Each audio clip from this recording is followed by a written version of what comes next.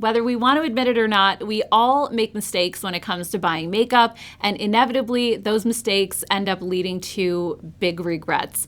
I know from personal experience that I could fill up many drawers in my makeup room of makeup that I should never have purchased in the first place. And I have wasted a lot of money. But over the years, I have become better about this and I have less regrets now than I did before. So in today's video, I'm going to share with you regrets that I have had when purchasing makeup and what I did to fix the problems. And just quickly, this video was inspired by another creator here on YouTube named Christina Mikas, and she came up with such a cool video idea, even though it was about clothing. So her video was called "These Are the Clothes That You Will Always Regret Buying," and it completely blew up and went viral. So I ended up seeing it on my homepage, suggested to me, and I thought that is such a cool idea. I want to do that with makeup. So I really hope that you guys enjoy this, and I'm going to be doing my makeup at the same time.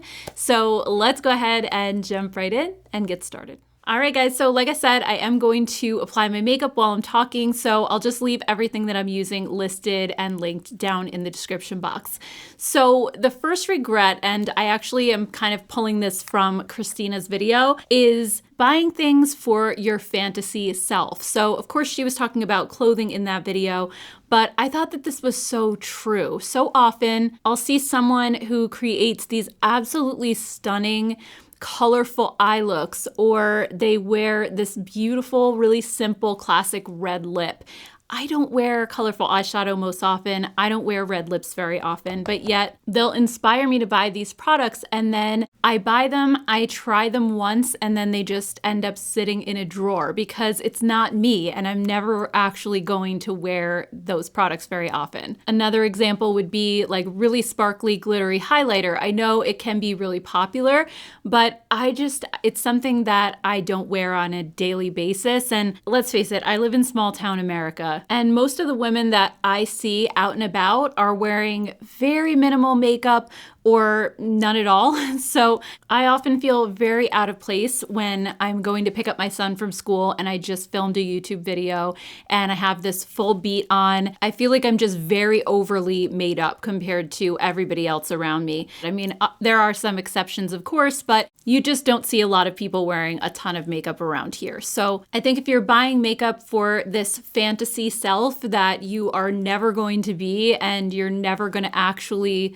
go through with it and wear these products, it doesn't really make sense to buy them. And I think they're just going to end up sitting in a drawer somewhere and you're just going to regret it. And speaking of things that you won't wear, regret number 2 is buying things that you know are not going to look good on you. I remember when Natasha Denona released her Yucca palette last year, I think it was, and it was those yellowy green colors, and so many of you commented and said, I am not buying that because I know those colors don't look good on me.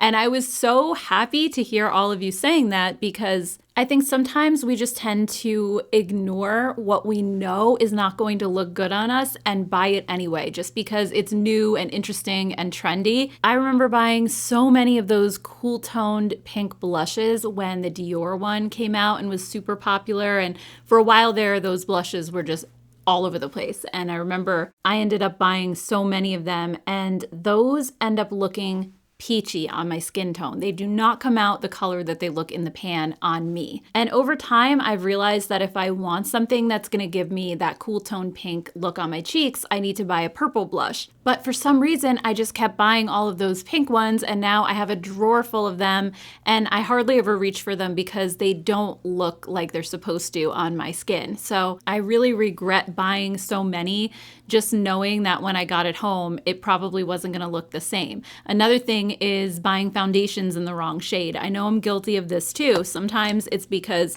they don't have the color that I want, and maybe it's a formula I really want to try, so I just buy the closest thing, even if it's too yellow on me. I have to remember that there are so many foundations that I really like that have the undertone that I want, that even though it can be really frustrating not to be able to find my color, I have to remember that it's going to be a waste of money most likely anyway. And this kind of segues into regret number 3, which is buying something that is not going to work for your skin type. I can't tell you how many foundations I've purchased, used once, and then never touched them again And it's usually because of something that's really hyped up that I saw online. One really good example is the L'Oreal skin tint, the one that came in the dropper bottle. Everyone just raved so much about that, and I really wanted to try it. And then I got it home and I was like, why is this making my skin look extra dry and wrinkled? I couldn't figure it out. It was supposed to be a hydrating formula until I looked at the ingredient list and saw denatured alcohol, like only a couple of ingredients from the top.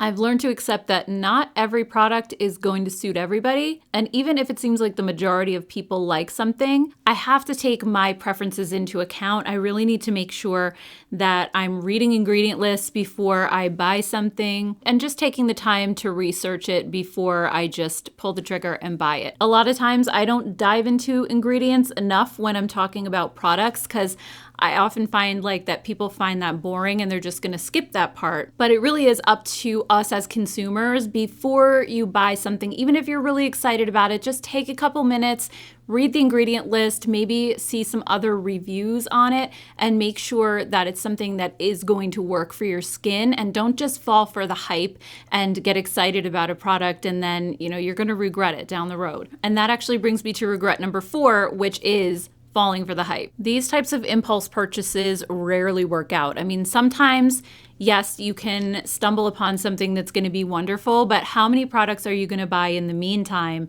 that just completely fall flat because you didn't check to see if it works for your skin, if it's a color that's going to look good on you? Sometimes, I take recommendations from influencers that look nothing like me as far as skin type and texture and tone and all of that.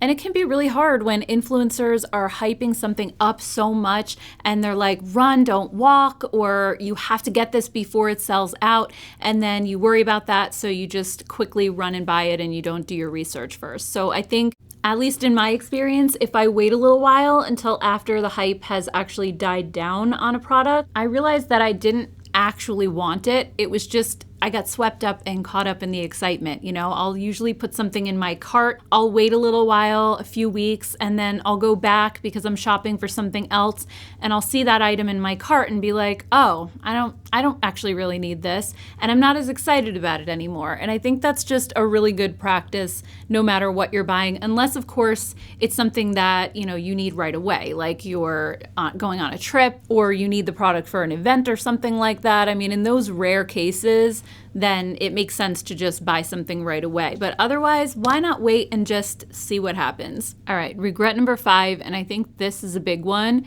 is buying things that do not fit your lifestyle. So for me, I'm a busy mom. I am normally doing my makeup on the go very quickly, unless I'm sitting down to film a video. I just want to get out the door as quickly as possible. And while I would love to just sit down at my vanity and do my makeup slowly and take my time, because I do find that very relaxing, most days I just don't have the time for it. So if I'm buying a more fussy product or something that's going to take an unnecessary step in my routine, I really don't need to buy that product, or at least I don't need to buy very many of them. Maybe I'll keep something on the off chance that when I do sit down to do a lengthier, makeup look, that I'll use it. But if it's something that's going to cost me a lot of time, I generally skip it. One example of this is primer for me. So don't get me wrong, I love a pore filling primer. I love how it makes my skin look airbrushed, and it helps my makeup to go on more smoothly, and oftentimes a primer will help your foundation to last longer.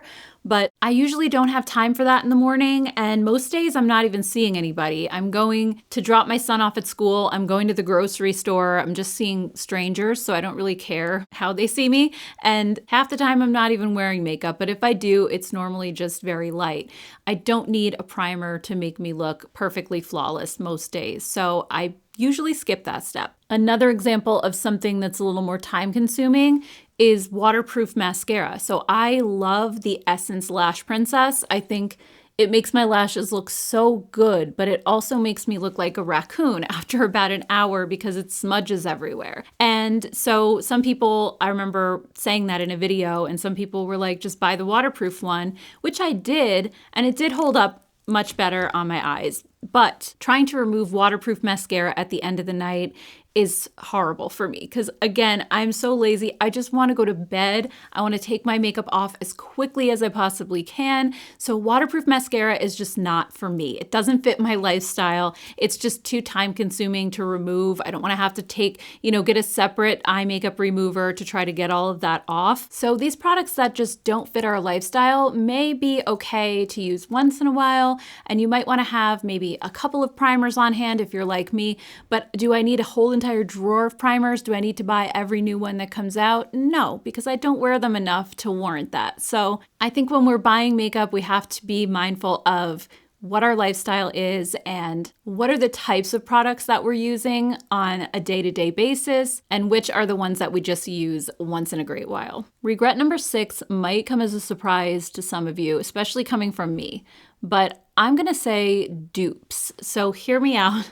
I love a good dupe. Don't get me wrong. I think dupes are awesome, and it's so exciting when you find a product that actually is just as good as the high end for much less. But dupes are also one of those things you have to be very careful about because there are so many people, especially over on TikTok, that love to throw the word dupe out there, and it's really not a dupe. Maybe it comes in the same packaging, but it's not the same as the original product. You really have to find somebody that you trust that is more willing to thoroughly test out dupe products and make sure that you're really getting the same wear time out of it, that the textures and finishes are the same. If not, you are going to waste your money on these dupe products. One example for me is the Thrive Liquid Lash Extensions mascara. I have found some that come pretty close, but none that actually beat the original for me. The original is just, there's something about it. It's so fantastic. And I've probably spent hundreds of dollars on tubing mascaras trying to find one that I like just as much. And like I said, there have been a few that come pretty close that I feel like they can pass for it, but I just end up going back and buying the Thrive one anyway. So I just wasted my money on trying to find all of these cheaper alternatives when it added up to maybe me buying 4 or 5 maybe of the Thrive mascaras that would have lasted me for the next year or two. So I think in that way, dupes can be a little bit more of a regret for some people. I also know people, and I am totally guilty of this one, who own the original product. Like let's say it's a Natasha Denona palette, and then you go out and buy the dupe of it too. And it's like, why do we do this? But I think in theory, like it doesn't make sense, but it comes down to, at least for me, it comes down to curiosity. I want to know how it compares. And I want to see, is it really as good as the original or not? And then I'm kind of left with these 2 identical palettes, and I'm really only going to use one more than the other, whichever one is my formula preference. So I feel like buying the other one is just kind of a waste of money. Now, I have heard some of you say that you like to buy dupe eyeshadow palettes to take on travel with you because you don't want your original one to get broken. So in that case, I think maybe that's an exception to this rule. If you're buying dupes just to travel with, or you're afraid of maybe losing your original one, then yeah, I guess it would make sense to have that cheaper alternative. But otherwise, I feel like most of the time we end up spending so much money trying to chase down cheaper alternatives and dupes that we could have just purchased the original one that we wanted in the first place. Now, the only real exception to the dupe thing is if you just are unwilling to or can't afford to buy the high-end original, then dupes are wonderful. I think that's probably the biggest reason to buy dupes in the first place. I would just say be very careful and make sure that the product that you're buying is something that's worthwhile, that's good quality, and that is going to be really a dupe for that high-end product that you've been wanting. So that brings me to regret number 7, which is buying duplicates or makeup that looks just like something you already have. I tend to buy neutral eyeshadow palettes like they're going extinct, yet I have a huge collection of them already. And guess what happens? I reach for the same couple over and over again, and I don't touch the rest. This also happens with lip products. I love a lip color that's a Your Lips But Better shade. So every time a new lipstick comes out, I'll buy it in that color. I have a million of them, but I only use a select few that are my absolute favorites, and the rest of them end up sitting in a drawer. Now, I know that part of the fun of makeup is trying new formulas, and when something new comes out, of course, we want to try it and see how it compares to the older ones. And sometimes, yes, you do discover something that you like more than what you had before. But that doesn't mean that you have to buy every single new one that comes out. Again, take your time, like I said before, and try to figure out if that particular formula is going to work for you. And try not to buy something that might be a color story that you really love, but a formula that you're not necessarily crazy about. For example, I'm not a fan of Milani's eyeshadow formula. Every time I buy one of their palettes, I regret it. But if they came out with a beautiful, stunning color story that I was really interested in, I have to take a minute and step back and say, okay, I'm not gonna buy this right away. Let me read some reviews, let me watch some reviews, see if they've changed the formula or if it's the same one as before. If it is the same, if the consensus is that it's performing like all of their other palettes, I'm not gonna buy it. But if it is a new formula and maybe something that I'll like, then I'll consider buying it. But I think you really just need to kind of, like I said, step back and take your time. And also just look at your collection first. I know ColourPop Stone Cold Fox is one of my favorite neutral palettes. I use that above almost all of the others. And I love their formula. I'm familiar with it. So oftentimes they come out with neutral palettes, and usually I'll take a really hard look at the palette and say, can I dupe this with my Stone Cold Fox? And oftentimes, because that is a really huge palette, I can. So at the end of the day, there's no need for me to buy new ColourPop palettes going forward that look just like mini versions of Stone Cold Fox when I know that I'm probably just going to take that one out and use it anyway. So you have to kind of know yourself and know what products you will be most likely to use. And if you end up buying too many things that look almost exactly the same, you know that you're not going to use them all. It's just not going to happen. The next regret is buying backups. I rarely do this anymore because I found that I never end up using my backups and they just go to waste. Makeup does expire at a certain point, or it just gets outdated and eventually you don't care about the product anymore. Maybe you've moved on to a better formula, something new. One exception to this, I would say, is if something is being discontinued and it's a product that you use like crazy and you know you're not going to be able to get it again, then it makes sense to buy a backup. I don't think there's a problem with that.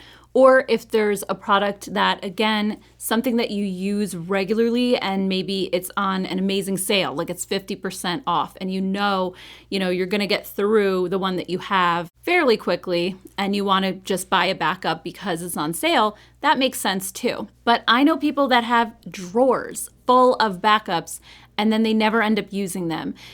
There's always going to be new and exciting products that are coming out that are going to replace these older products. And so many times when I used to buy backups, by the time I got to it, I had already moved on to something else. I just never ended up using it. So really, I think backups can sometimes be a good thing if it's like a skincare product that you've been using for years and you know you're just going to keep on using it.